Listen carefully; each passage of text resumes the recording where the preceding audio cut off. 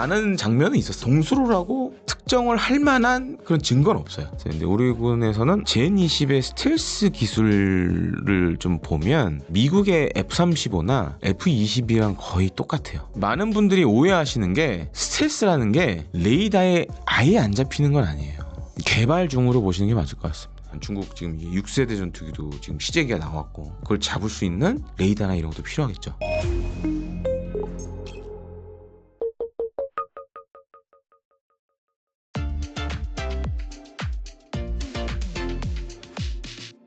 이게 어떻게 보면 이제 해프닝일 수도 있는데 이게 보면 이제 홍콩의 사우스 차이나 모닝 포스트라는 데서 보도가 됐어요. 7월 달에.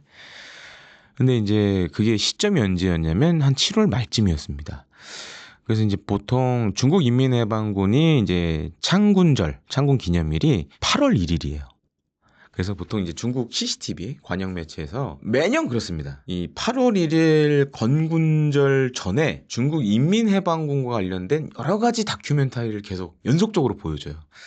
근데 여기에 저도 그 영상을 봤는데 약간 좀 영상이 애매해요. 그러니까 제니10이 지금 이제 배치되어 있는 곳이 몇 군데가 있습니다. 대표적인 데가 대만 침공의 핵심적인 역할을 맡고 있는 이 동부전구 소속의 공군 부대에 이제 제니10 부대가 하나가 있고, 그 다음에 이제 북부전구에도 하나가 있어요. 북부전구는 보통 이제 한반도 쪽을 담당하는 전구예요. 동부전구는 대만 뭐 이쪽 담당하는 전구고. 근데 대만 침공의 핵심 부대는 이제 동부전구입니다. 그래서 이제 여기 제니10을 갖다 놨는데, 전에 제가 이건 단독 기사도 쓰고도 했는데, 이제 거기 막 비행하는 모습을 보여줬는데, 저는 이걸 못 봤는데, 이제 그 홍콩에 있는 사우스 차이나 모닝 포스트에서는 제니10이 이 대한해협 동수로, 그래서 이제 일본에서 보통 쓰시마 해협이라고 부릅니다. 그쪽으로 한번 비행을 했다. 근데 이제 그 제니10이 바다에서 나는 장면은 있었어요. 근데 그게 그 대한해협 동수로라고 특정을 할 만한 그런 증거는 없어요. 그런데 이제 이 홍콩의 사우스 차이나 모닝 포스트가 그렇게 약간 추정을 한 거죠. 비행을 한 것 같다. 근데 이와 관련돼서 이제 우리 언론에서 이제 관심 많이 가졌고, 우리 군 관계자한테 이제 물어보기도 했어요. 근데 우리 군에서는 해당 사항과 관련돼서 답변할 내용이 없다라고 이제 얘기를 했습니다. 그래서 이게 사실은 정말 맞는 보도인지 아니면 우리가 탐지를 못한 건지, 이건 약간 지금 이제 물음표 상황이에요. 정확하게 젠20의 스텔스 성능에 대해서 자료화된 건 없습니다. 근데 참고 말씀드리면 저는 젠20을 비행하는 거를 실제로 본 몇 안 되는 한국 사람 중에 한 명이에요. 제가 2016년 중국 주화에서 열린 주화에어쇼에서 그때 처음 이제 젠20이 공개가 됐었거든요. 그래서 이제 두 대가 날라와서 이제 비행을 하고 사라졌어요. 그때 저는 이제 생생하게 봤죠. 근데 좀 놀랬던 게 뭐냐면, 이제 젠20의 스텔스 기술을 좀 보면 지금 이제 미국의 F-35나 F-22랑 거의 똑같아요. 그래서 이제 제가 앞서서 이제 KF-XX 한국형 차세 전투기 말씀드렸는데, 일단 외형적인 부분, 저피탐 설계는 이제 중국은 이제 완벽하게 하는 수준에 올라왔고, 그래서 지금 이제 뭐 5세대 전투기, 6세 전투기를 자체 개발하는 그런 나라가 됐고, 또 한 가지 주목할 게, 우리는 아직 이게 기술 성숙이 안 돼 있는데 개발도 좀 덜 돼 있고, 레이더 전파 흡수제 관련 부분에서도 사실은 지금 미국 다음으로 중국이 앞서 있어요. 그래서 이제 제니10도 잘 보면 도료 방식과 함께 이제 필름 방식을 사용해요. 그래서 잘 보면 약간 은갈칩빛의 그런 느낌이 나는데, 저 같은 경우에는 제가 이제 F-35 만드는 공장을 옛날에 갔다 왔어요. 그래서 거기서 이제 가면 보여줍니다. 그 스텔스 필름이랑 코팅하는 걸 일종의 이제 갔던 사람들한테 이제 한번 보여줘요. 우리 이렇게 만들어. 근데 뭐 제가 봐도 이걸 뺏겨서 만들 수는 없잖아요. 그래서 이제 보여줘요. 중국도 지금 약간 이제 그런 미국 수준의 스텔스 저피탐 소재 관련돼서는 그 정도 성능을 갖고 있고, 또 한 가지는 그때도 이제 2016년에 제가 봤을 때도 룸버그 렌즈라는 걸 달고 있었어요. 그러니까 룸버그 렌즈가 뭐냐면, 아마 많은 분들이 모르시는데, 이제 스텔스 전투기들은 평상시에 만약 이 스텔스 기능을 작동시키면 레이더로 어디 있는지 모르겠죠. 아군기인데. 우리 군에서 쓰는 전투기인데도 어디 있는지 모르겠죠. 레이더에 잘 안 잡히니까. 그러다 보니까 이 리플렉터, 일종의 레이더에 잡히도록 그 반사 면적을 크게 하는 장치를 달고 다녀요. 근데 이제 2016년에 제니10이 비행했을 때도 이 룸버그 렌즈, 일종의 이제 리플렉터 증폭기를 달고 나왔었어요. 그래서 보면서 야, 제가 그래도 뭐 자세한 성능을 제가 분석할 수는 없지만 그래도 저걸 달았다는 거는 중국군의 레이더에는 잘 안 잡힌다고 이제 추정이 가능하겠죠. 그래서 실제로 우리 공군의 F-35 미국에서 도입한 F-35 전투기도 평시에 보면 이 리플렉터를 달고 다닙니다. 그래서 이제 F-35는 아예 그 다는 그 장치가 있어요. 그래서 이제 그걸 평시에 달고 다니는데 왜냐면 평시에 어딘지를 모르면 이게 운용을 못 하니까. 근데 이제 제니10도 이제 그런 리플렉터를 사용하는 걸 제가 실제로 봤기 때문에 상당한 수준은 될 것 같다. 다만 이제 제니10 같은 경우에는 현존하는 스텔스 전투기 가운데 크기가 가장 큽니다. 그래서 그게 오히려 이제 불리할 수도 있죠. 근데 그럼에도 불구하고 어느 정도의 스텔스 성능은 갖고 있다라고 생각을 하시면 되겠습니다. 근데 이제 많은 분들이 오해하시는 게 스텔스라는 게 레이더에 아예 안 잡히는 건 아니에요.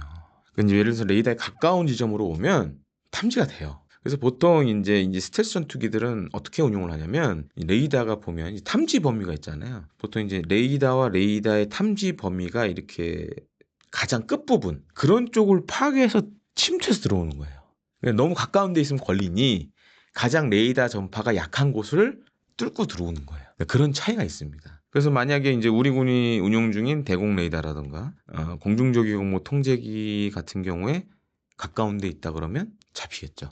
근데 만약에 이제 그 전시 상황이라면 레이더를 스텔스기가 부셔버리거나 공중조기공모 통제기를 요격하겠죠. 참고로 말씀드리면 우리 지금 이제 PSI 항공 통제기라고 많이 부르는데 제가 알고 있기로는 항공 통제기 도입할 때 이런 테스트도 했었어요. 그러니까 스텔스기를 탐지하나 안 하나 요 관련된 테스트를 이제 진행한 걸로 알고 있습니다. 그리고 이제 또 한 가지로는 왜 우리 군이 그럼 잡았는지 안 잡았는지 얘기를 왜 안 했을까? 만약 잡았다 그러면 이게 적에게 정보를 알려주는 꼴이 될 수가 있는 거죠. 그리고 안 잡았다고 얘기하면 또 우리가 그런 뭐 능력이 안 되는 것처럼 보이고 그러다 보니까 이제 약간 NCND를 한 것 같아요.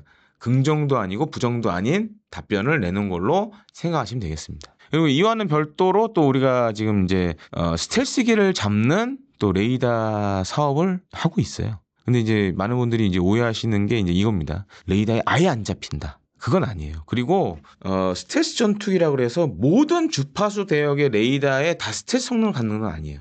그래서 이제 대표적인 예가 이제 요번에 이제 이란 공습한 B2 폭격기. 이제 B2 폭격기는 잘 보면 수직꼬리 날개가 없어요. 그냥 아예 민자로 돼 있죠, 그냥. 거의 무슨 이렇게 삼각형 모양, 가오리 모양으로 돼 있잖아요. 그걸 왜 그렇게 했냐? 그렇게 하니까 이제 레이더 중에서도 파장이 짧은 것도 있고 긴 것도 있어요.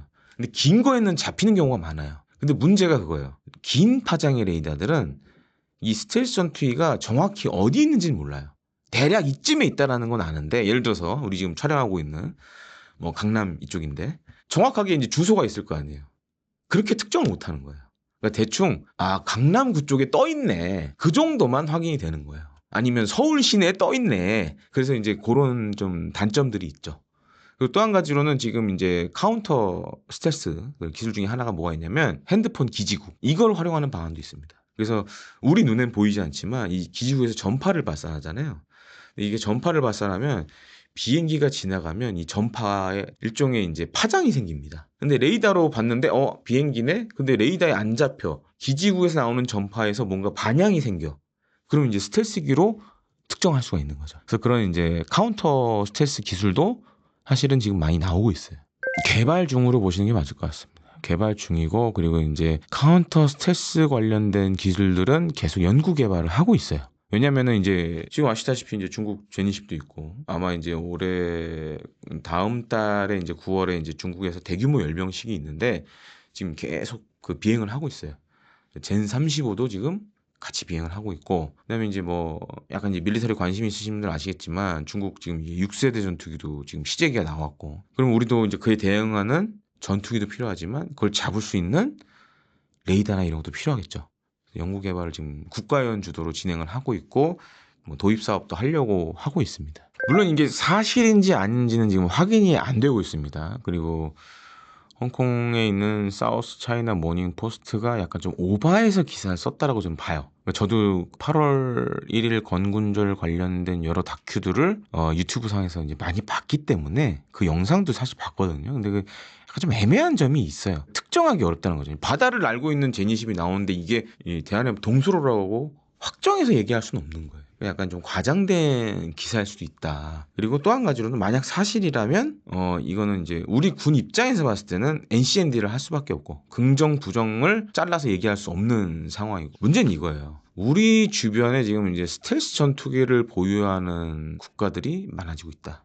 물론 북한은 아직 아니지만 중국은 이미 미국 다음으로 이제 스텔스 전투기를 많이 갖고 있는 나라가 돼가고 있고 일본도 지금 F-35를 많은 양을 도입을 하고 있고 또한 이제 이탈리아, 영국이랑 GCAP이라는 이제 6세대 전투기 개발 계획을 또 진행 중이에요. 그래서 우리도 그러면 뭐 스텔스 한국형 차세대 전투기 개발도 필요하지만 이런 거에 대응하기 위해서는 독자적인 카운터 스텔스 그런 탐지 장비들을 갖고 있어야 된다. 그리고 이제 뭐 지대공 미사일 같은 것들도 성능 개량을 해야 되고 그래서 이제 이런 것들이 이제 굉장히 중요한 시기가 됐다라고 좀 말씀을 드리고 싶습니다.